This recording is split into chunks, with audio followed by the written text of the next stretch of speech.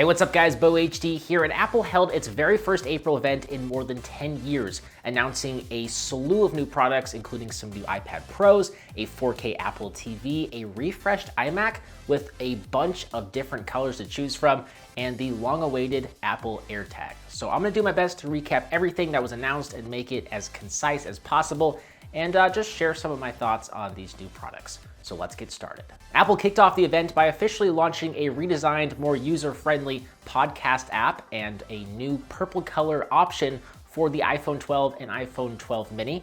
Then they announced this highly rumored, long-awaited AirTag tile-like item tracker. This circular tag will allow you to track items via Apple's Find My app on your iOS device. So you can essentially use these trackers to help you locate your keys or your wallet or whatever little device you might have that frequently gets lost around your home. One of these tags will cost you about $29, but you can purchase a 4-pack for 99 bucks. There are some official accessories that Apple is selling with these AirTags to help you attach them to various things like a keychain. And what's also cool is they feature a user replaceable battery that should last for a year. So these aren't disposable. Once the battery runs out, you can just replace the battery yourself, which is pretty cool. Now, they feature support for NFC. So let's say you have an AirTag attached to your keys that have been lost. Somebody can tap their iPhone up to the AirTag that is on your keys, and your contact information will pop up so that that person can, in theory, try and contact you to give you your keys back. Now, they don't store any sort of location data or location history on the actual device itself because Apple obviously cares a lot more than, I would say, other companies about your privacy. So all the location data is actually encrypted via the Find My network.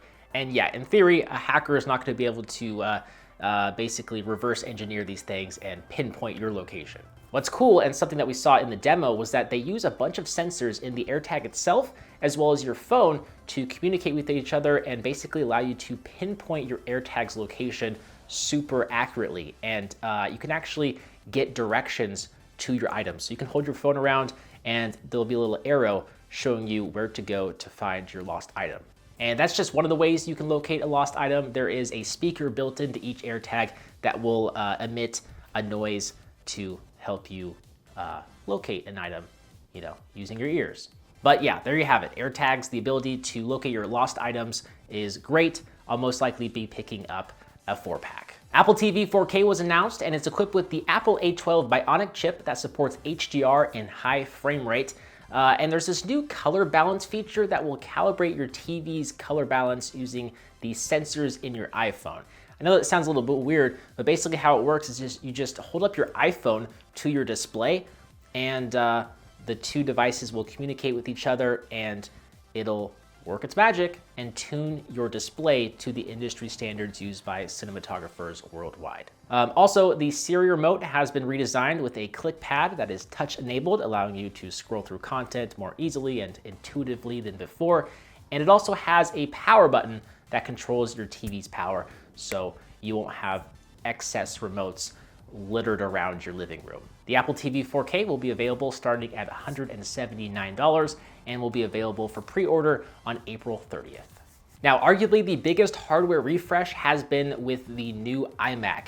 That's right, this old iMac that I have had since 2015, I believe, is being refreshed and will look a little bit different. Not a ton different, but definitely a little bit more modern. So it's been completely redesigned, according to Apple, with a slimmer display, support for the new Apple M1 chip, and various color options to choose from. So the new iMac now features a 24-inch 4.5K display with more narrow bezels around the sides, with an overall volume that's been reduced by about 50%. It looks like a large iPad Pro with its flat back and rounded corners, and that's really by no accident. Of course, this new iMac is supposed to fit in with the design continuity that Apple has going with its products, like the iPad Pros, for example. And so they all look pretty similar now. Some other features include support for Apple's True Tone tech in the display department. So that basically means that the display in the new iMac will automatically adjust the color temperature based on your environment. It'll get warmer or cooler depending on the lighting conditions in your room. And the FaceTime camera now features a 1080p resolution that will provide clearer crispier images and Zoom calls. As for ports, miraculously, Apple preserved the headphone jack in the new iMac, and we also have 2 USB-C ports on the back, with the higher-end model supporting a total of 4 USB-C ports. Ethernet is still supported, actually, but it's been fused with the power brick. So this power cable that plugs into the iMac can also deliver an internet connection, as it features a port for the Ethernet cord. So that's kind of cool. If you use Ethernet, it's just one less cable that has to be strung across your desk now.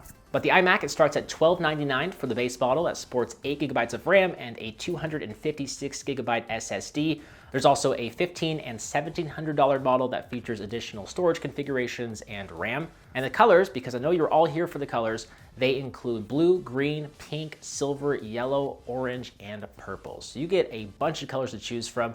If I decide to upgrade my iMac, I'm not entirely sure which color I will go with, but I'm pretty sure I've narrowed it down to yellow and green. Yeah, yellow and green, because I have a yellow couch right behind me, and I just like the color green. So I have to kind of make the choice of matching with the yellow couch or going with my favorite color. Decisions. I could also mix and match the colors with the colors of the new peripherals. So there's a new keyboard, a new mouse, and a new trackpad in colors that match the new iMac. And most notably, aside from maybe the colors, is that the keyboard now features a Touch ID button for helping you log in quicker and making online payments with Apple Pay. So if you're interested in the new iMac and the various accessories, they will be available in the second half of May, with orders starting on April 30th. So mark your calendar. Be sure to wake up early if you want to get a new iMac shipped and delivered anytime near May. The other big product announcement is the iPad Pro, which now supports the new Apple M1 chip. So the hardware has stayed largely the same, but the internals have been, I would say, seriously improved. The iPad Pro has an 8-core M1 processor with graphics performance that's over 1,500 times faster than the previous generation. In fact, the CPU performance apparently is over 50% faster than the previous iPad Pro, which was already really crazy fast. And Apple says that this new iPad Pro has a next generation 16-core Apple Neural Engine and an advanced image signal processor, for what that's worth. It now supports Thunderbolt 3 and USB 4, as well as millimeter wave 5G connectivity. There's an improved camera and support for a new 12 megapixel ultra wide camera sensor. So it basically matches the new iPhone's camera performance. And what's also neat is that the front camera will allow you to unlock the device with facial recognition, just like Face ID. Oh, and get this, the new iPad Pro now supports PS5 and Xbox Series X controllers with haptic support. So gaming should be amazing, especially with the new M1 chip. Now I keep referring to a singular new iPad Pro, but there's actually 2 models, just like last year. There's an 11-inch option and a 12.9-inch option, and both can be configured with up to 16 gigabytes of RAM and 2 terabytes of internal storage.